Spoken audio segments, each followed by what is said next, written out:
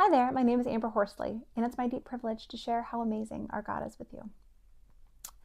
So, in my practice, I have the great opportunity to develop deep relationships with my patients. In doing so, I get to sit with them through the highs and the lows to talk about their goals and their dreams and their desires, and I oftentimes get to talk about God with them. And so, one patient, she was at the end of her pregnancy, and so sometimes with pregnancies by the end, the going's getting a little rough. And so for her, that was also the case. She had a couple different things striked against her. She had twins prior, and also her family just genetically doesn't seem to prepare for labor as well as they maybe could. Their cervixes don't dilate the same way, or lots of other things there. And also, they tend to have a lot of prodromal labor, and she definitely fell in that camp. And so, she had an appointment with one of her doctors towards the end, and they were like, hey, you know what? I'm thinking that at 39 weeks, if baby's not here, we're going to do a C-section. And she was devastated because her whole goal is she wanted to have a VBAC. She really wanted to have natural labor. And I am all on team natural labor. So that was our goal, and we were going after it. And so when she came in, she was devastated, I sat with her and helped her just to comfort her, because it is hard when you realize that your goals may not be achieved the way you thought they would. But then I had the opportunity to show her how God may be using this in a completely different way to bless her in a different way. So I was like, you know what?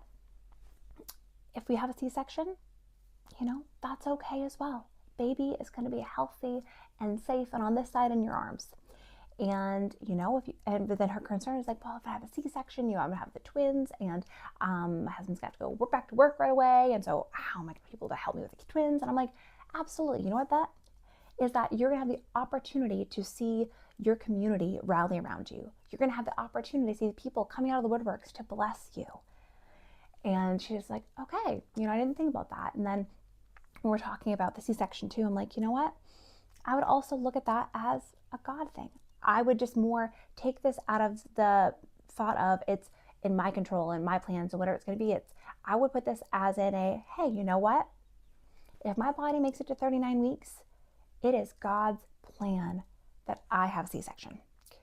Because the reality is that God is the one who knows every last thing about her body and every last thing about how her labor would go naturally, or just what's on that other end. And so the reality is, who I want driving that bus is the one who knows all.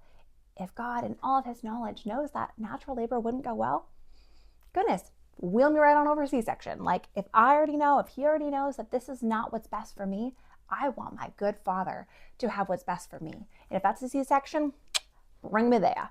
And so I just kind of presented to her that way. And she's like, you know what? I never thought about that. And so it was just kind of showing, okay, let's say we get to natural labor. Let's do it. We are all in. But I would have someone in there as well that, they can sit with you and they have a certain code word or so code phrase of like, I think it's time, or something like that, where I would take that as a direct line from God as, okay, it's time. Let's go do that C-section. And otherwise, if it's just a straight C-section, that's what it's meant to be. And so all of that, I would put it as like God's will be done. Whatever happens during this next season and this next part of preparation for delivery, I want God's will to be done, not mine. Because I don't know the end. I don't know how this is going to go. God does. And so I want him leading this boat. And the beautiful thing about that, it takes all the stress and the worry and that weight off of you. Because you have so much else going on. We don't need to have the weight of all those things. And that was the big thing she said too. She was like, I love this because it's so much freedom. She's like, right now, everyone keeps asking me, what do you think? What do you think? What do you think? And she's like, I don't know. That's the problem. I don't know what's best. And then we talked about sometimes the other end of that is, you make the decision. You determine this is what's best. This is what's best for me and for baby and for all the things. And then maybe you deem it was the wrong decision. Maybe it was, maybe it wasn't. But you deem it wasn't the right decision. Now what do you have? You have mom guilt. You have mom guilt that you didn't make that right decision. Whereas if you just walk in trust and let God take the wheel, it's at the end of the day, you realize God's got this. And whatever happens along the way is meant to be.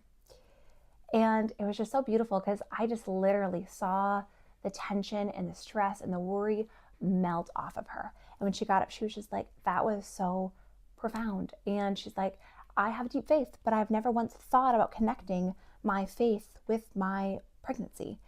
And she just, she's like, that was monumental for her. That changed her heart posture towards preparation for delivery and, gave her hope.